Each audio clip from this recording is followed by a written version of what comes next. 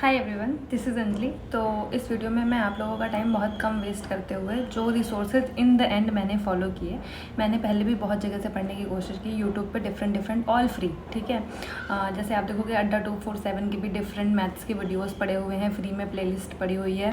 But मैं आपको बताऊँगी जो सबसे इफ़ेक्टिव मेरे लिए स्टार्टिंग में था वो आदित्य रंजन सर का 60 मैराथन उन्होंने एक बैच किया था यूट्यूब पे, मैंने वही फॉलो किया था और मैं अभी उसके बारे में यहाँ बता। ये उनके लिए होगा जो अभी शुरू कर रहे हैं या फिर जो बैच परचेज़ नहीं कर सकते, तो वो यहाँ से देख सकते हैं और सर के पढ़ाने का आइडिया ले सकते हैं। वैसे मैं तो रेकमेंड करूँगी, बहुत अच्छी वीडियोस हैं और आपके काम की हैं। जो क्वेश्चंस आते हैं सिर्फ वही क्वेश्चन है। मेरा जैसे ही ये वीडियोस कंप्लीट हो गए थे तो मुझे लगा यार सर जब फ्री में इतना अच्छा पढ़ाते हैं तो बैच में कितना सही पढ़ाते होंगे, क्योंकि मुझे थोड़ी बेसिक अंडरस्टैंडिंग भी लेनी थी, इसलिए मैंने इनका एक बैच परचेज़ कर लिया था। और मैंने पूरी वीडियो से मैं गो थ्रू हुई, मैंने उनकी शीट का प्रिंट आउट निकलवा लिया था और उसको बार बार सॉल्व किया, क्योंकि मैथ्स एक ऐसी चीज़ है जिसमें आपको प्रैक्टिस करनी पड़ती है।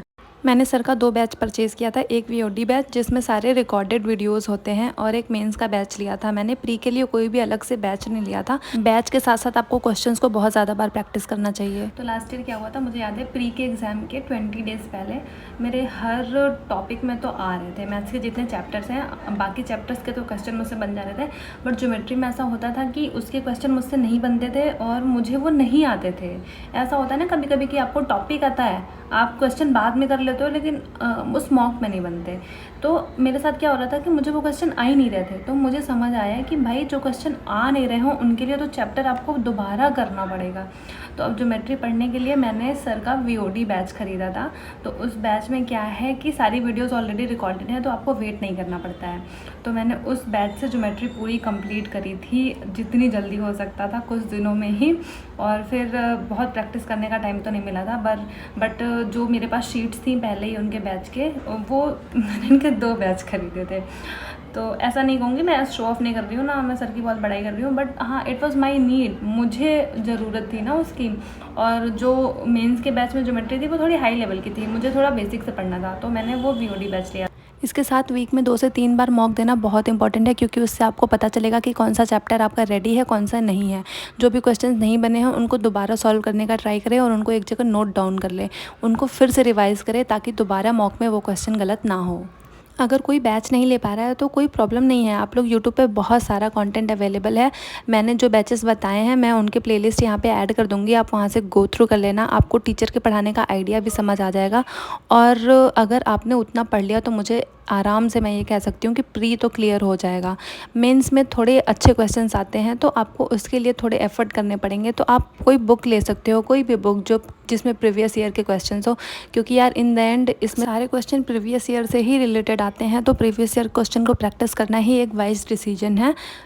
सर की शीट्स में अक्सर सारे क्वेश्चन प्रीवियस ईयर से ही रिलेटेड होते हैं, कुछ उनके खुद के बनाए हुए होते हैं जिनको कस्टमाइज्ड क्वेश्चन कह सकते हो, बट मैं आपको प्रेफर करूँगी कि यूट्यूब पे सब कुछ अवेलेबल है, आप आराम से पढ़ सकते हो।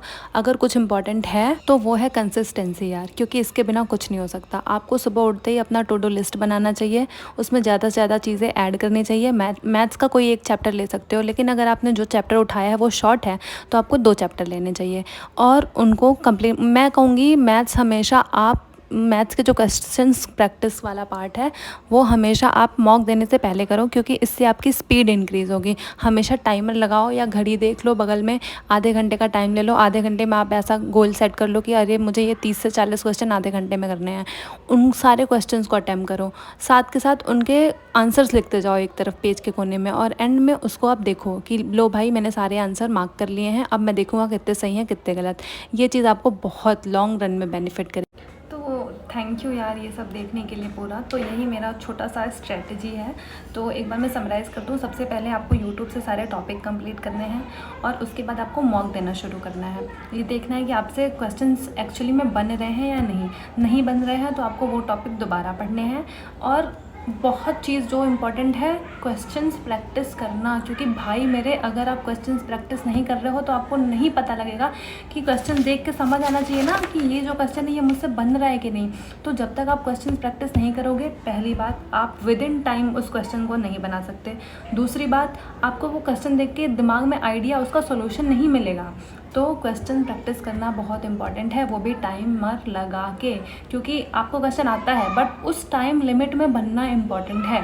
तो यस, ये इंपॉर्टेंट है। जो चैप्टर के क्वेश्चन नहीं बनेंगे उन फिर आप यूट्यूब पे जाओगे, पर्टिकुलर चैप्टर सर्च करोगे, जो भी टीचर आपका फेवरेट है वहाँ से वो चैप्टर दोबारा पढ़ोगे, फिर से ट्राई करोगे, फिर आप देखना आपके मार्क्स ज़रूर बढ़ेंगे मैथ्स में।